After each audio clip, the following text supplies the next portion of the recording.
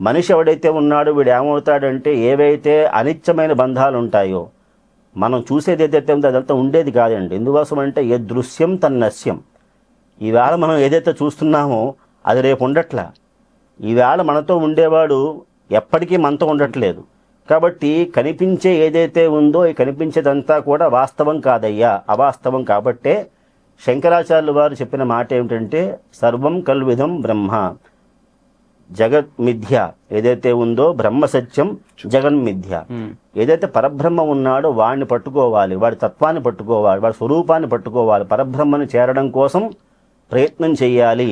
ఆ ప్రయత్నం అనేటువంటిది అందులో ఇంకో మాట చెప్తారన్నమాట అండి. ఏమని అంటే నాయమాత్మ ప్రవచనేన లభ్య అంటూ ఉపనిషత్తు అంటుంది.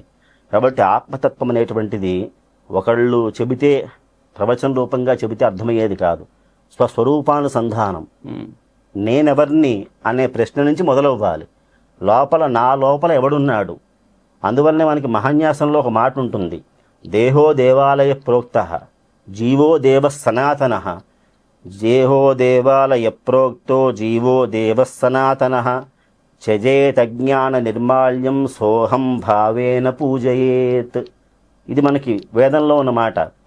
మన యొక్క దేహం ఏదైతే ఉందో ఆ దేహమే దేవాలయం. అందులో ఎవరైతే జీవుడు ఉన్నాడో లోపల, ఆ జీవుడు ఒకచోట ఉన్నాడా? కాదు, మొత్తం అంతా కూడా వ్యాపించి ఉన్నాడు. వాడినే, ఆ జీవుణ్ణే సనాతనుడు అంటే ఎప్పుడూ ఉండేవాడు, ఎప్పటికీ ఉండేవాడు. అలాంటి ఆత్మగా ఆయన గ్రహించాలి. మనలో ఏదైతే అజ్ఞానం ఉంటుందో ఆ అజ్ఞానాన్ని మనమే తుడి చేసుకోవాలి. రుద్రాభిషేకం అయిన తర్వాత, ఒక అనువాకం అయిపోయిన తర్వాత, ఒక ఆవృతి అయిపోయిన తర్వాత నిర్మాల్యం విసృజేత్ అంటాడు, తీసేస్తారు పైన. మళ్ళీ ఇంకో అనువాకం మొదలు పెడతారు, మళ్ళీ ఇంకొక రుద్రం ఆవృతం మొదలు పెడతారు.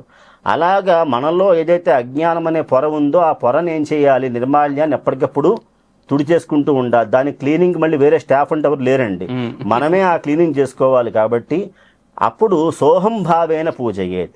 మనలో ఉన్న జీవుడు ఎవరైతే పరమాత్మ ఉన్నాడో, ఈ దేహాన్ని ఇచ్చి ఉన్నాడో, నేను ఆయన మేమిద్దరం వేరు వేరు కాదు, మేమిద్దరము ఒకటే అని చెప్పేది అద్వైత సిద్ధాంతం.